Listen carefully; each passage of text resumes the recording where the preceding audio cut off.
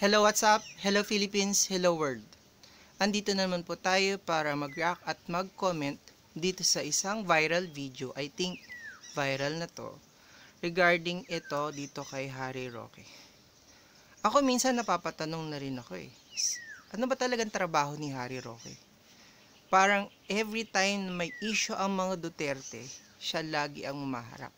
Oo, di ba spokesperson siya dati ng mga Duterte. Pero hindi naman na presidente si Duterte. 'Di ba? Lagi niyang dinedepensahan at pinagtatanggol ang Duterte. Ano bang mapapala niya sa mga Duterte? Siya na ba ang tagapagmana ng mga Duterte?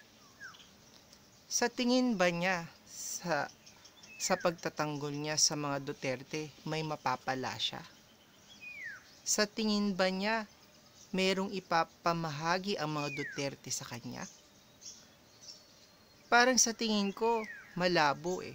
Marami namang ganyan eh sa mga personal life, yung mga buhay ng tao na yung sobrang kadikit sa'yo, yung sobrang nagmamalasakit sa'yo, yung halos ibigay na ang buhay sa'yo. Pagdating sa huli, pinababayaan din sila. Hindi sa lahat ng oras, maipagtatanggol mo at ipagtatanggol ka ng mga taong yan. Ano bang napapala mo sa mga Duterte? Yan na ba talaga ang trabaho mo? Ang ipagtanggol ang mga Duterte? Nakakuha tayo ng kumpirmasyon na talagang pinalipas lang ang araw kung kailan nagbigay ng ayuda itong si Presidente Marcos sa Davao mismo at isususpindi daw ang ating Mayor Baste Duterte. Totoo po yan, no? Yan po ay isang impormasyon na Oh, tama. Bakit isususpindi si Duterte? For sure, may mga reason yan. Kasi, kalimitan kasi kayo eh, may marinig lang kayong negative for Duterte. Ang laki-laki na ng impact sa inyo. Hindi nyo pa alam kung ano yung talagang main reason ng mga tao kung bakit sila gumagawa ng mga ganyang hakbang. Ngayon kasi, porket sobrang matunog sa mga negative etong Duterte, lagi nyo nalang pinagtatanggol.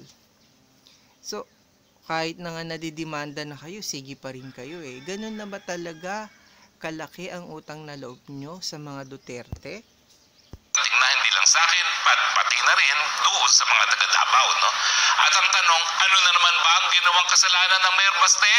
Well, hindi lang po dahil siya ay Duterte, kundi siya po talaga ay simbolo, modelo ng maisog na Pilipino. Kaya nga pong sinasabi natin, yung matututo nga itong pagsususpinde, hindi lang po ito dagok sa pamilyang Duterte. Ito po ay dagok sa buong sambayan ng Pilipino dahil Yun. Binuo mo na naman ang sambayan ng Pilipino. Sa tingin mo ba buo pa ang sambayan ng Pilipino para sa mga Duterte? Ikaw na lang ang nakakaalam niyan eh. Sa dami ng kinaaway at sa dami ng kasong kinakaharap ng mga Duterte ngayon, sa tingin mo ba buo pa rin ang mga Pilipino para sa mga Duterte? Parang ang hirap na mangyari ata nun, no?